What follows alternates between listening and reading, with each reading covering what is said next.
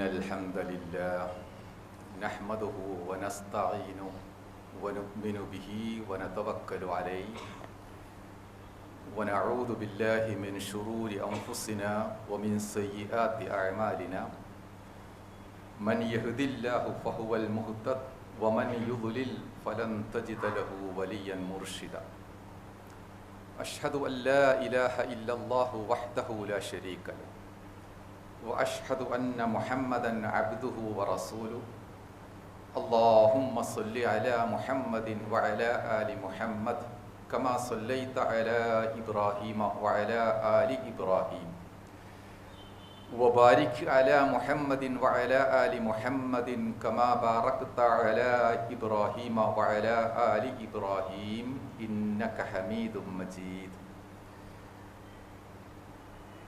يا أيها الذين آمنوا اتقوا الله حق تقاته ولا تموتن إلا وأنتم مسلمون ബഹുമാനരായ സഹോദരന്മാരെ സഹോദരിമാരെ, അള്ളാഹു നമുക്ക് നൽകിയിരിക്കുന്ന എല്ലാ നിഅമത്തുകളും അനുഗ്രഹങ്ങളും നന്ദിപൂർവം സ്മരിച്ചുകൊണ്ട് നമ്മുടെ ആയുസ്സും ആരോഗ്യവുമൊക്കെ അള്ളാഹു സ്വീകരിക്കുന്ന രൂപത്തിൽ വിനിയോഗിച്ചുകൊണ്ട് കഴിയുവാൻ നമ്മൾ ശ്രദ്ധിക്കുക, മറക്കാതിരിക്കുക. അള്ളാഹു നമ്മയെല്ലാം അനുഗ്രഹിക്കുമാറാവട്ടെ. എന്തുകൊണ്ട് ഖുർആൻ എന്ന ഒരു വിഷയത്തിൻ്റെ ഭാഗമായി ചില കാര്യങ്ങൾ നമ്മൾ സംസാരിച്ചിരുന്നു. മനുഷ്യൻ്റെ ആത്മാവിൻ്റെ യഥാർത്ഥ ഭക്ഷണം ഖുർആൻ ആകുന്നു എന്നതായിരുന്നു അതിൻ്റെ ചുരുക്കം. അൽ ഖുർആൻ ഗദാ റൂഹി ലിൽ ഇൻസാൻ. പക്ഷെ എന്തുകൊണ്ട് മനുഷ്യൻ അവിടെ പരാജയപ്പെടുന്നു? അതിനും ഖുർആൻ ഒരു മറുപടി നമുക്ക് നൽകുകയുണ്ടായി.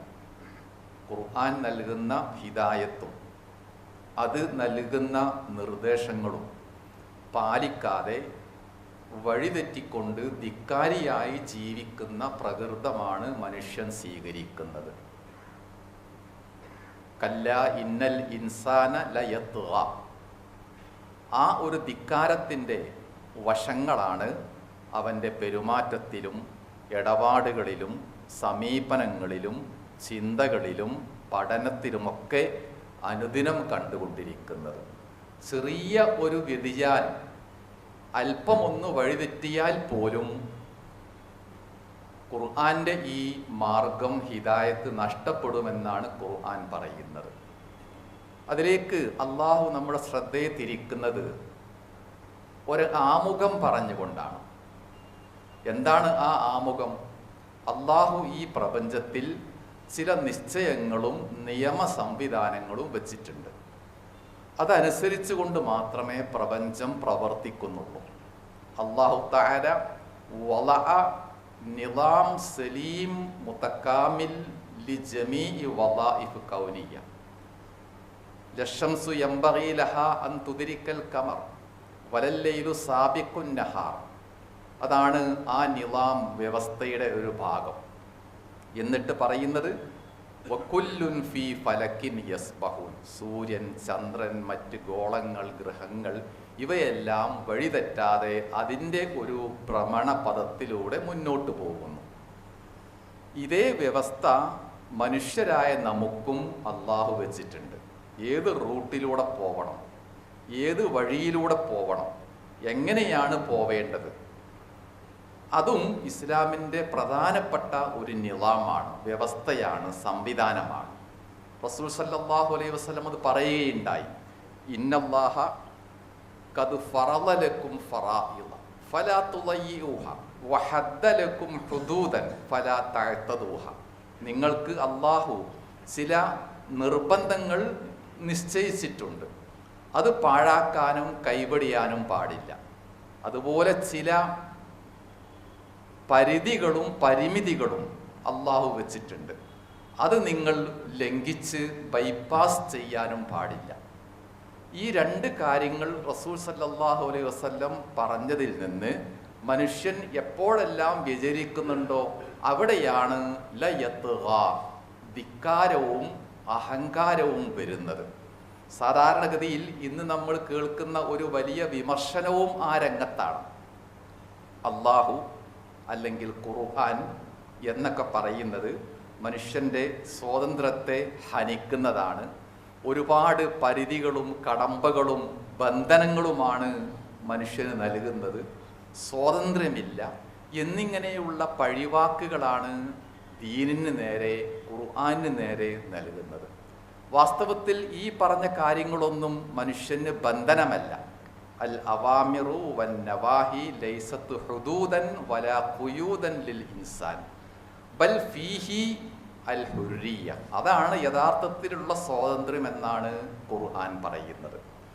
നേരത്തെ പറഞ്ഞ സൂര്യൻ അല്ലെങ്കിൽ ചന്ദ്രൻ, നക്ഷത്രങ്ങൾ, അവക്ക് നിശ്ചയിച്ച റൂട്ടിൽ നിന്നും അല്പം തെറ്റിയാൽ എന്ത് സംഭവിക്കും? ഉറപ്പാണ്, അതോടുകൂടെ പ്രപഞ്ചത്തിൻ്റെ താളം തെറ്റും, എല്ലാവരും അപകടത്തിൽപ്പെടുകയും ചെയ്യും. അതുപോലെ തന്നെയാണ് മനുഷ്യന് അള്ളാഹു നിശ്ചയിച്ച ഫറാഇദ് ഹുദൂദ്, അത് ലംഘിച്ചുകൊണ്ട് ജീവിച്ചാൽ മനുഷ്യനും അപകടത്തിൽപ്പെടും.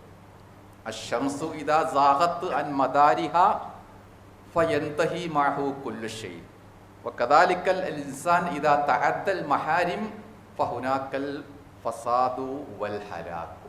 അപ്പം മനുഷ്യൻ്റെ നന്മക്കാണ് ചില നിബന്ധനകൾ വെച്ചുകൊണ്ട് ഖുർആനിലൂടെ ഖുർആനിൻ്റെ ഹിദായത്ത് നമുക്ക് അല്ലാഹു പഠിപ്പിക്കുന്നത്. വളരെ ഇടുങ്ങിയ ഒരു റോഡ്, ചുരം പോലെയുള്ള റോഡ്, നല്ല വൃത്തിയുള്ള റോഡാണ്. പക്ഷേ രണ്ട് ഭാഗത്തും വലിയ ഗർത്തങ്ങളാണ്, 500-600 അടി ആഴമുള്ള ഗർത്തങ്ങൾ. ആ റോഡിലൂടെ നമുക്ക് സുഖമായിട്ട് യാത്ര ചെയ്യാം, വണ്ടി ഓടിക്കാം. പക്ഷെ എന്നാലും ഒരു പേടിയാണ്, രണ്ട് ഭാഗത്തും ഗർത്തമുള്ളത് കൊണ്ട്. ഈ രണ്ട് ഭാഗത്തും സുരക്ഷാ ഭിത്തി കെട്ടുകയാണെങ്കിലോ നമുക്ക് ധൈര്യമായി. എന്താണ് കാരണം? രണ്ട് ഭാഗത്തും സംരക്ഷിക്കാൻ ചില സംവിധാനങ്ങളുണ്ട്. ആ ഒരു സംരക്ഷണ സംവിധാനം തന്നെയാണ് ഖുർആൻ നൽകുന്നത്. ജീവിതത്തിൻ്റെ ഇടുങ്ങിയ ബുദ്ധിമുട്ടുള്ള വഴികളിലൂടെ പോകുമ്പോൾ അങ്ങോട്ടും ഇങ്ങോട്ടും മറിയാതിരിക്കാൻ ഒരു സംരക്ഷണ ഭിത്തിയാണ് ഖുർആനിലൂടെ ജീവിക്കുമ്പോൾ നമുക്ക് ലഭിക്കുന്നത്. അങ്ങനെ ആവുമ്പോൾ നമുക്ക് സംരക്ഷണം ലഭിക്കും, ആശ്വാസം ലഭിക്കും, ജീവിതം തന്നെയും ആനന്ദിക്കുവാനും ആസ്വദിക്കുവാനും കഴിയും. അതില്ലെങ്കിലോ എപ്പോഴും ആശങ്കകളും പേടിയും വെപ്രാളവുമായിരിക്കും. അതുകൊണ്ടാണ് അള്ളാഹുവിൻ്റെ വിധിവിലക്കുകൾ, അൽ അംറു വൻ നഹി, അൽ ഹുദൂദ്, ഇവയെല്ലാം സ്വന്തം നന്മക്കാകുന്നു എന്ന് ഖുർആൻ പറഞ്ഞത്. ഫമൻ യതഅദ്ദ ഹുദൂദല്ലാഹി ഫഖദ് ളലമ നഫ്സഹു. ആരെങ്കിലും ഖുർആൻ നൽകുന്ന ഈ പറഞ്ഞ അതിരുകളെയും അതിർവരമ്പുകളെയും ലംഘിച്ചുകൊണ്ട് ജീവിച്ചാൽ അതിൻ്റെ നഷ്ടം അവർ തന്നെയായിരിക്കും ഉണ്ടാവുക. യാ അയ്യുഹന്നാസു ഇന്നമാ ബഗിയുക്കും അലാ അൻഫുസിക്കും. ജനങ്ങളെ, നിങ്ങൾ ചെയ്യുന്ന എല്ലാ അതിക്രമ പ്രവർത്തനങ്ങളുടെയും അന്ത്യം നിങ്ങളിലേക്ക് തന്നെയായിരിക്കും. ഹറാമായ ഒരു കാര്യം ചെയ്യുന്നു, തൽക്കാലം ആശ്വാസമുണ്ടാവാം, ആനന്ദമുണ്ടാവാം, ലാഭമുണ്ടാവാം. പക്ഷെ കുറച്ചു കഴിഞ്ഞാൽ അത് നമ്മിലേക്ക് തന്നെ അതിൻ്റെ 10 മടങ്ങ് ശക്തിയിൽ പ്രതികൂലമായി തിരിച്ചു വരും. ആ രൂപത്തിൽ എല്ലാ അതിക്രമങ്ങളെയും, അതിരുവിട്ട് വഴിവിട്ട് പോകുന്ന എല്ലാ പ്രവർത്തനങ്ങളെയും സൂക്ഷിച്ചുകൊണ്ട് ജീവിക്കുക എന്നതാണ് യഥാർത്ഥത്തിൽ ഖുർആന്റെ വിധി വിലക്കുകളിലൂടെ അള്ളാഹു പഠിപ്പിക്കുന്നത്. ഫജമീഉൽ അവാമിർ ഫീഹി മസ്ലഹത്തുൽ ലിൽ ഇൻസാൻ വജമീഉൻ നവാഹി ഫീഹി യുംകിൻ അദ്ദഫ് അൽ മഫ്സദ. അതാവുന്നു ഖുർആന്റെ പൊരുൾ. എല്ലാ നന്മയും കാര്യങ്ങളും നിർബന്ധങ്ങളും നമുക്ക് ഒന്നല്ലെങ്കിൽ മറ്റേ രൂപത്തിൽ നന്മകൾ പ്രദാനം ചെയ്യും. ഏതെല്ലാം തിന്മകളുണ്ടോ അത് മാറ്റിവെക്കുമ്പോൾ അവിടെയും നമുക്ക് ലഭിക്കുന്നത് നന്മ മാത്രമാണ്. ചുരുക്കി പറഞ്ഞാൽ ഖുർആന്റെ ഈ വെളിച്ചത്തിലൂടെ, ഖുർആൻ നൽകുന്ന ഹിദായത്തിലൂടെ ജീവിച്ചാൽ ഒന്നും നഷ്ടപ്പെടാനില്ല. കിട്ടാനുള്ളതോ അതിഭയങ്കരമായ നേട്ടമായിരിക്കും. പരലോകത്ത് ഏതായിരുന്നാലും ആശ്വാസത്തോടുകൂടെ ശാശ്വതമായി ജീവിക്കാം. അവിടേക്ക് എത്തുന്നതിന് മുമ്പ് ഈ ലോകത്തും ഖുർആൻ വരച്ച് കാണിക്കുന്ന വഴിയിലൂടെ സഞ്ചരിക്കുമ്പോൾ പ്രയാസമില്ലാതെ ഒന്നും നഷ്ടപ്പെടാതെ നമുക്ക് ജീവിക്കാൻ സാധിക്കും. ഫമനിത്തബഅ ഹുദായ ഫലാ യളില്ലു വലാ യഷ്ക. അള്ളാഹുവിൻ്റെ ഖുർആൻ്റെ ഹിദായത്ത് ആരെങ്കിലും സ്വീകരിക്കുകയാണെങ്കിൽ 2 ഗ്യാരണ്ടിയാണ് അള്ളാഹു കൊടുക്കുന്നത്. ലമാൻ ഇലാഹി ഇസ്നൈൻ, ലാ യളില്ലു, ഒരിക്കലും വഴിപഴക്കുകയില്ല, വലാ യഷ്ക, ദുരന്തവും ഉണ്ടാവുകയില്ല. വഴിപഴക്കുക എന്നത് നേരായ വഴിയിൽ നിന്ന് തെറ്റി സഞ്ചരിച്ച് മോശമായ തെറ്റായ ഒരു ദിശയിലേക്ക് എത്തുമ്പോഴാണ്. ശകാവത്ത്, ദുരന്തം നമ്മുടെ അബദ്ധങ്ങളും അശ്രദ്ധയും കൊണ്ട് ഉണ്ടാവുന്നതാണ്. ഒരു ഡ്രൈവർക്ക് നമ്മൾ വഴി പറഞ്ഞു കൊടുക്കുകയാണ്, കണ്ണൂരിലേക്ക് ഈ റോഡിലൂടെ തന്നെ നിങ്ങൾ യാത്ര ചെയ്യണം. അത് ഹിദായത്താണ്. റോഡ് മാറിയാൽ അയാൾക്ക് എത്താൻ സാധിക്കുകയില്ല, വലാലത്താകും. ഒന്നുകൂടി പറഞ്ഞു, നിങ്ങൾ ഇടതുവശം ചേർന്ന് പോവണം എന്ന് പറഞ്ഞു. അത് അയാൾ അംഗീകരിച്ചില്ല, തോന്നിയ പോലെ ഓടിച്ചു. എന്തുണ്ടാകുന്നു? അവിടെ ശകാവത്ത്, ദുരന്തം വരും. അയാൾക്കും വരും, മറ്റുള്ളവർക്കും ദുരന്തങ്ങൾ ഉണ്ടാകും. അപ്പോൾ മുസ്ലിം ചെയ്യുന്ന ഏതൊരു കാര്യത്തിലും 2 കാര്യങ്ങളുടെ ഗ്യാരണ്ടി ഖുർആൻ നൽകിയത് നമുക്ക് മനസ്സിലാക്കാൻ സാധിക്കണം. ഏത് രൂപത്തിൽ പോയാലും വലാലത്ത് എനിക്ക് ബാധിക്കുകയില്ല, വഴികേട് ഭയപ്പെടേണ്ടതില്ല. ഞാൻ പ്രവർത്തിക്കുന്ന പ്രവർത്തനത്തിൽ ഒരിക്കലും എനിക്ക് ശകാവത്ത്, ഷഖീ, ദുരന്തവും ഉണ്ടാവുകയില്ല. ഈ 2 സംരക്ഷണ ഗ്യാരണ്ടിയാണ് യഥാർത്ഥത്തിൽ ഖുർആൻ്റെ ആകത്തുകയായിട്ട് നമ്മൾ മനസ്സിലാക്കേണ്ടത്. എല്ലാം ഒരു പരിധിക്കകത്ത് മിതമായിട്ട് ആവശ്യത്തിനാണ് നിർവഹിക്കുന്നതെങ്കിൽ അതുകൊണ്ട് ആർക്കും ബുദ്ധിമുട്ടില്ല. പരിധിയില്ലാതെ വളയമില്ലാതെയാണ് നമ്മൾ സഞ്ചരിക്കുന്നത് എങ്കിൽ അത് ബുദ്ധിമുട്ടായിരിക്കും, പ്രയാസമായിരിക്കും. നമ്മൾ പുറത്തേക്ക് നോക്കുക, ഇടയ്ക്കിടയ്ക്ക് മഴ പെയ്യുന്നുണ്ട്. 5 മിനിറ്റ് 10 മിനിറ്റ് നേരമൊക്കെ മഴയുള്ളൂ. അത് ആനന്ദിക്കാം, അതിൻ്റെ തണുപ്പ് ആസ്വദിക്കാം. ഇനി കുടയില്ലെങ്കിലും തുള്ളിക്ക് മാറി നമുക്ക് എത്തേണ്ടിടത്തേക്ക് എത്താൻ പറ്റും. എന്നാൽ ആ മഴ 5-10 മിനിറ്റിന് പകരം 10 മണിക്കൂർ പെയ്യട്ടെ, നിൽക്കാതെ എന്ത് സംഭവിക്കും? നേരത്തെ പറഞ്ഞ ആശ്വാസവും ആനന്ദവും ഉണ്ടാവുകയില്ല, പേടിയാകും.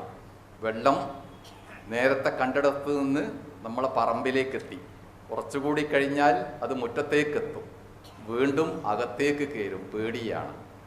അപ്പോഴെല്ലാം മിതമാണെങ്കിൽ അത് ആശ്വാസവും സമാധാനവുമാണ്. അമിതമായാൽ എല്ലാം പ്രയാസമായിരിക്കും. അത് പ്രകൃതി നമുക്ക് നൽകുന്ന ഒരു പാഠമാണ്. ഖുർആൻ നമുക്ക് നൽകുന്നതും ഈ പാഠം തന്നെയാണ്. അവിടെയാണ് നേരത്തെ പറഞ്ഞ മനുഷ്യൻ്റെ ധിക്കാരവും അഹങ്കാരവും വർദ്ധിച്ചുകൊണ്ട് അള്ളാഹു നൽകിയിരിക്കുന്ന ഈ ഒരു മാർഗത്തിൽ നിന്ന് അവൻ അറിയാതെയോ അറിഞ്ഞുകൊണ്ടോ തെറ്റിപ്പോകുന്നത്. അതുകൊണ്ട് അള്ളാഹുവിൻ്റെ ദീനാണ് പ്രധാനം, അവൻ്റെ ഖുർആനാണ് പ്രധാനം. ആ ഖുർആൻ നമുക്ക് ഉള്ള കാലത്തോളം ഒരിക്കലും ധൈര്യം നഷ്ടപ്പെടാതെ മുന്നോട്ട് പോവാൻ പറ്റും എന്ന ഒരു ദൃഢബോധമാണ്, ബോധ്യമാണ് മുസ്ലിം എന്ന നിലക്ക് നമുക്ക് ഉണ്ടായിക്കൊണ്ടിരിക്കേണ്ടത്. നമ്മൾ ഉപയോഗിക്കുന്ന മൊബൈൽ ഫോണിന് 2 തരത്തിലുള്ള ചാർജിങ് വേണം. ഒന്ന്, നെറ്റ്വർക്ക് ഏതാണോ ആ പരിധിക്കകത്ത് നമ്മൾ നിന്നാലേ അത് പ്രവർത്തിപ്പിക്കാൻ പറ്റുകയുള്ളൂ. മറ്റൊന്ന്, യഥാസമയം കറണ്ട് കയറ്റി അങ്ങനെയും ചാർജ് ചെയ്യണം. ഇത് രണ്ടുമാണ് ഖുർആൻ നമുക്ക് നൽകുന്ന ചാർജ്. മനസ്സിലേക്ക് ഈമാൻ ഇടയ്ക്കൊക്കെ ചാർജ് ചെയ്യണം. അൽ ഈമാൻ അൽ ഖുർആൻ യഷ്ഹനുൽ ഈമാൻ. അതിന് ഈ അവാമിറും നവാഹിയും വിധിവിലക്കുകൾ പാലിച്ചാൽ ഒരിക്കലും പരിധിക്ക് പുറത്ത് നമ്മളാവുകയില്ല. പരിധിക്ക് അകത്ത് നിന്നുകൊണ്ട് ജീവിക്കാനും ഊർജം നഷ്ടപ്പെടാതെ പ്രവർത്തിക്കാനുമാണ് ഖുർആൻ്റെ ഈ പറഞ്ഞ കാര്യങ്ങൾ നമുക്ക് അല്ലാഹു നൽകിയത്. അതനുസരിച്ച് കൊണ്ട് നമ്മുടെ മനസ്സിനെ നാം പുതുക്കിയെടുക്കുക. നല്ല നല്ല അള്ളാഹുവിനെ പറ്റിയും ഖുർആനെ പറ്റിയുമുള്ള ചിന്തകൾ മനസ്സിൽ ജീവിപ്പിക്കുക. നമ്മുടെ കുട്ടികൾക്കും ബന്ധുക്കൾക്കും നമ്മുടെ തർബിയത്ത് ആർക്കെല്ലാം ആവശ്യമാണോ അവർക്കെല്ലാം ഇത്തരത്തിലുള്ള നല്ല പാഠങ്ങൾ നമ്മൾ പങ്കുവെക്കുകയും ചെയ്യുക. അള്ളാഹു നമ്മയെല്ലാം തൗഫീക്ക് നൽകി അനുഗ്രഹിക്കുമാറാവട്ടെ. അൽഹംദുലില്ലാഹി റബ്ബിൽ ആലമീൻ വൽ ആഖിബത്തു ലിൽ മുത്തഖീൻ നുസല്ലി വനുസല്ലിമു അലാ നബിയ്യിനാ മുഹമ്മദിൻ വഅലാ ആലിഹി വസഹ്ബിഹി അജ്മഈൻ.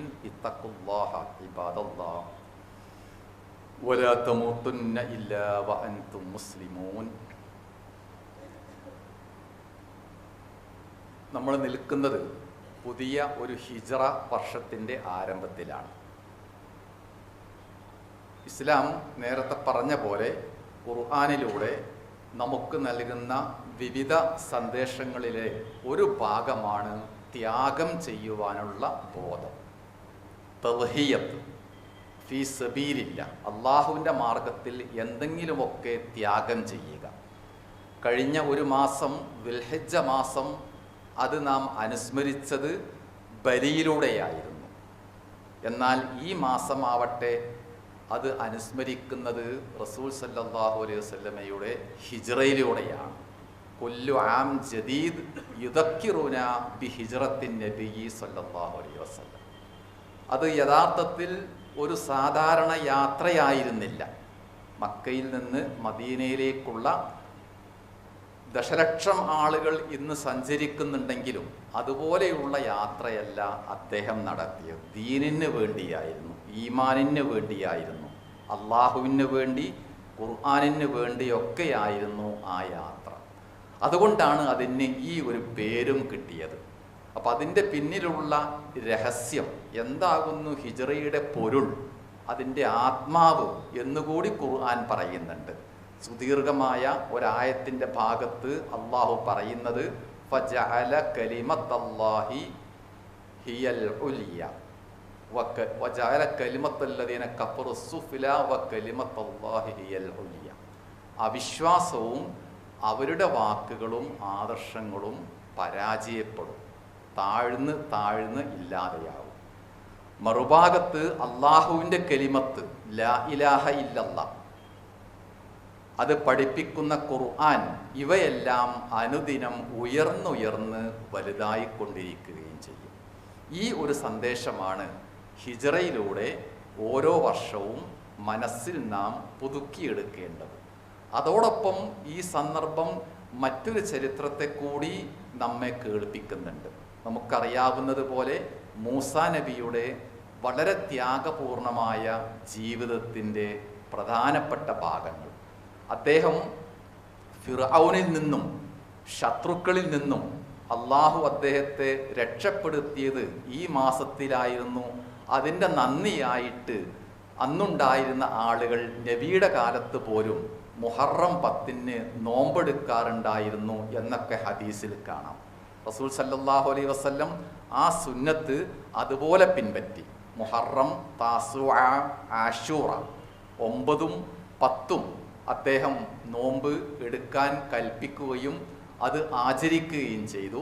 അവസാന കാലഘട്ടത്തിൽ ലഇൻ ബഖീതു ഇലൽ ഖാദിം ലഅസൂമന്ന താസിയ, അടുത്ത വർഷം ഞാൻ ജീവിച്ചിരിക്കുകയാണെങ്കിൽ 9 കൂടി നോൽക്കും എന്ന് അദ്ദേഹം ആളുകളെ അറിയിക്കുകയും ചെയ്തു. അഫ്ളലു സിയാമി ബഅദ റമളാൻ ഷഹറുല്ലാഹിൽ മുഹറം എന്നും ഹദീസിൽ കാണാം. റമളാനിൽ നോമ്പെടുക്കുന്നുണ്ട്, അതുപോലെയുള്ള ആരാധനകൾ ചെയ്യുന്നുണ്ട്. അത് കഴിഞ്ഞാൽ പിന്നീട് അള്ളാഹുവിന് ഏറ്റവും പ്രിയപ്പെട്ടതും മഹത്വമുള്ളതും മുഹറത്തിലെ നോമ്പാകുന്നു എന്നുകൂടി നബി സല്ലല്ലാഹു അലൈഹി വസല്ലം പഠിപ്പിച്ചു. അതുകൊണ്ട് ആ സുന്നത്ത് നമുക്ക് ഈ നോമ്പിലൂടെ പുനർജീവിപ്പിക്കാം. അതിനേക്കാളേറെ അല്ലെങ്കിൽ അതിനോടൊപ്പം ഈ പറഞ്ഞ ത്യാഗബോധം നിലനിർത്തിക്കൊണ്ട് ജീവിക്കുവാനുള്ള സന്നദ്ധതയാണ് അള്ളാഹു നമ്മിൽ നിന്ന് ആഗ്രഹിക്കുന്നത്. നമുക്ക് സൗകര്യമുള്ള, നമുക്ക് ലഭിച്ചിരിക്കുന്ന അള്ളാഹുവിൻ്റെ നിഅമത്തുകൾ, നാം അനുഭവിച്ചു കൊണ്ടിരിക്കുന്ന മറ്റു കാര്യങ്ങളൊക്കെ അല്പം ദീനിന് വേണ്ടി പടച്ചവന് വേണ്ടി മാറ്റിവെക്കുക. അങ്ങനെയാകുമ്പോൾ അതൊരിക്കലും നഷ്ടക്കച്ചവടമാവുകയില്ല. അതിൻ്റെ റിട്ടേൺ, തിരിച്ചുവരവ് ഈ ലോകത്തും അതിനേക്കാളേറെ പരലോകത്തും നമുക്ക് ലഭിച്ചുകൊണ്ടിരിക്കും എന്ന ആശ്വാസ വർത്തമാനമാണ് ഇതിലൂടെ നബി സല്ലല്ലാഹു അലൈഹി വസല്ലം അറിയിക്കുകയും ചെയ്യുന്നത്. അള്ളാഹു നമ്മുടെ ജീവിതത്തിലും നമ്മുടെ എല്ലാ അഅ്മാലുകളിലും ആരാധനകളിലും ബർക്കത്തും പുണ്യവും നിലനിർത്തി ആ ബർക്കത്ത് ഈ ലോകത്തും പരലോകത്തും നമുക്ക് നൽകി അവൻ നമ്മയെല്ലാം അനുഗ്രഹിക്കുമാറാവട്ടെ. അള്ളാഹു നമ്മുടെയും കഴിഞ്ഞുപോയ നമ്മുടെ മാതാപിതാക്കൾക്കുമൊക്കെ മഗ്ഫിറത്തും റഹ്മത്തും നൽകി അനുഗ്രഹിക്കുമാറാവട്ടെ. തൊട്ട് മുമ്പ് ദിവസം മരിച്ച പള്ളിയുടെ അയൽവാസിയായ കരണ്ടുമ്മർക്ക എന്ന് പേരറിയപ്പെടുന്ന പ്രിയപ്പെട്ട ഉമ്മർ സാഹിബ്, ഇന്ന് നിര്യാതനായ കോയക്കുട്ടി ഹാജി തുടങ്ങിയവർ ഉൾപ്പെടെ മരിച്ചുപോയ എല്ലാവർക്കും അള്ളാഹുവെ നീ മഗ്ഫിറത്ത് റഹ്മത്തും പ്രദാനം നൽകി അനുഗ്രഹിക്കണമേ. അതുപോലെ അസുഖമായി കഴിയുന്ന, പ്രയാസപ്പെട്ട് ജീവിക്കുന്ന, രോഗങ്ങൾക്ക് വിധേയരായി കഴിയുന്ന എല്ലാ സഹോദരന്മാർക്കും സഹോദരിമാർക്കും അള്ളാഹു ശിഫ നൽകി അനുഗ്രഹിക്കുമാറാവട്ടെ. അല്ലാഹുമ്മ ഗ്ഫിർ ലിൽ മുഅ്മിനീന വൽ മുഅ്മിനാത്ത് വൽ മുസ്ലിമീന വൽ മുസ്ലിമാത്ത് അൽ അഹ്യാഇ മിൻഹും വൽ അംവാത്ത്. اللهم ربنا تقبل منا دعاءنا إنك أنت السميع العليم. اللهم اغفر لموتانا يا أرحم الراحمين واشف مرضانا يا شافي الأمراض وأصلح لنا شبابنا وأولادنا. اللهم بارك في أهلنا وأولادنا وأعمالنا يا رب العالمين. ربنا آتنا في الدنيا حسنة وفي الآخرة حسنة وقنا عذاب النار.